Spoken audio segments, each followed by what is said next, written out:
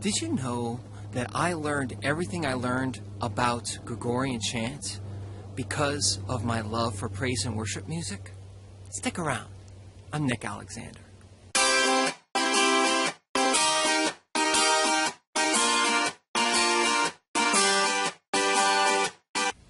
So there's been a lot of talk recently about praise and worship music and contemporary forms, and there's also been a resurgence as of late of Gregorian chant. I think that Gregorian chant is a beautiful form. Ever since I was a little kid, I've been exposed to both Gregorian chant and the early stages of praise and worship music. And yet, I found more of an attraction towards the contemporary form of praise and worship at the time. And I think that that's totally understandable. I just knew what it was. It was more vibrant. You could raise your hands in the air. It was a lot of fun. When I was, over the years, I learned how to play guitar. Over the years, I learned a lot of praise and worship styles, and then I ultimately became a Catholic. And as I became a Catholic, occasionally they would ask me to serve at liturgies, to play music, choose the songs for a Mass. For a while, I was a contemporary choir leader. And I loved the experience. It was wonderful. But as I was doing this, I also found that I wanted to write my own praise and worship songs. And as I wrote my own praise and worship songs, I started reading lots of good books about it. One such book was called God Songs by Paul Baloche and Jimmy and Carol Owens. These folks have written a lot of praise and worship songs, so they know what they're talking about. Well, they had a chapter in there that really intrigued me, and they basically pointed out that there are songs out there which sing about God being raised. You know, a great example is I Am the Bread of Life. You would sing, and I will raise him up. And you're singing that.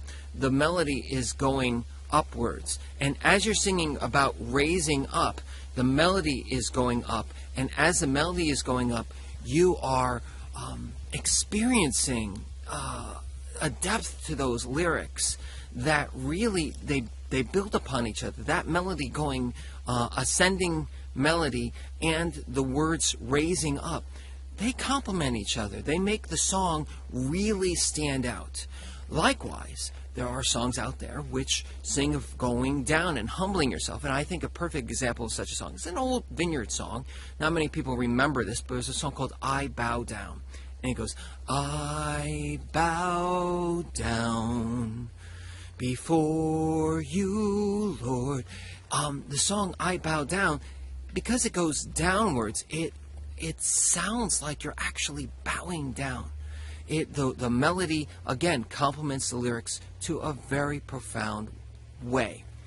Well, years later, when I started rediscovering Gregorian chant once again, I realized that what Gregorian chant does is it takes these words, every word, and it paints a picture in melodies, in tones, to make those words come alive. In much the same way that I will raise him up or I bow down, really bring those words alive.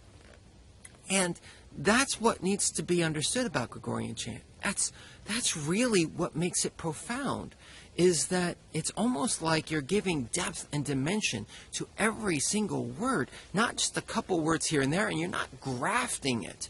You're not grafting it onto a predetermined melody that may or may not work for the song. And so even though it may be a little bit harder to sing, it may be a little bit less consistent between different verses, for those words, it brings out the greatest amount of emphasis for each one. And so I found this when you're singing a song. The only drawback to it at this juncture is that it's in a foreign tongue. It's in Latin. And they do have English translations for it.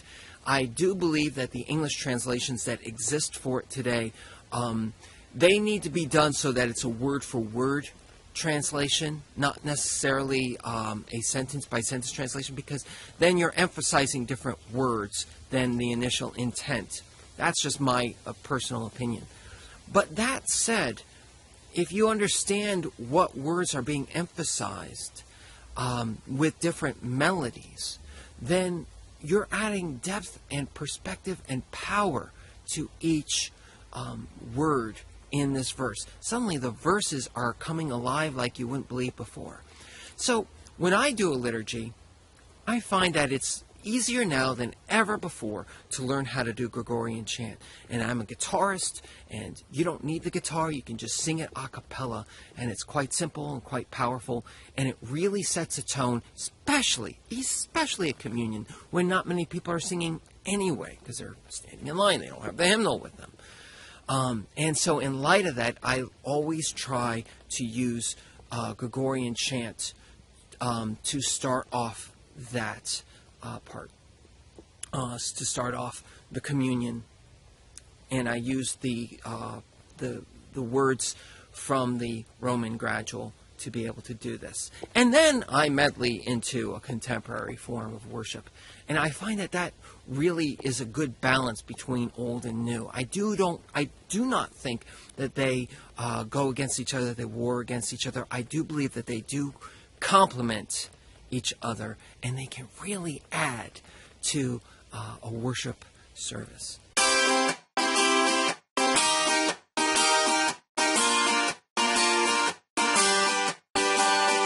Traditional versus contemporary forms of worship, of songs. Let me just put this over here.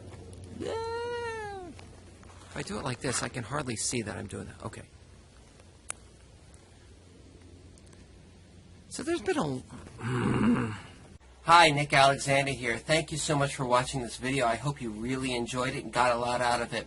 Could you do me a couple of favors? First of all, if you really like this video, feel free to share this on your website, on your social media network pages, such as Facebook, Tumblr, Twitter, Pinterest, whatever you use. Feel free to share it because more people hear it. If you enjoyed it, other people will enjoy it. Secondly, feel free to come to my website. I'm at nickalexander.com. If you enjoy this video, maybe you'll like some of the things that are there, like some of the articles or songs that I have there. Thirdly, could you consider subscribing to this YouTube page and also subscribing to my nickalexander.com. Again, thank you so much. God bless you.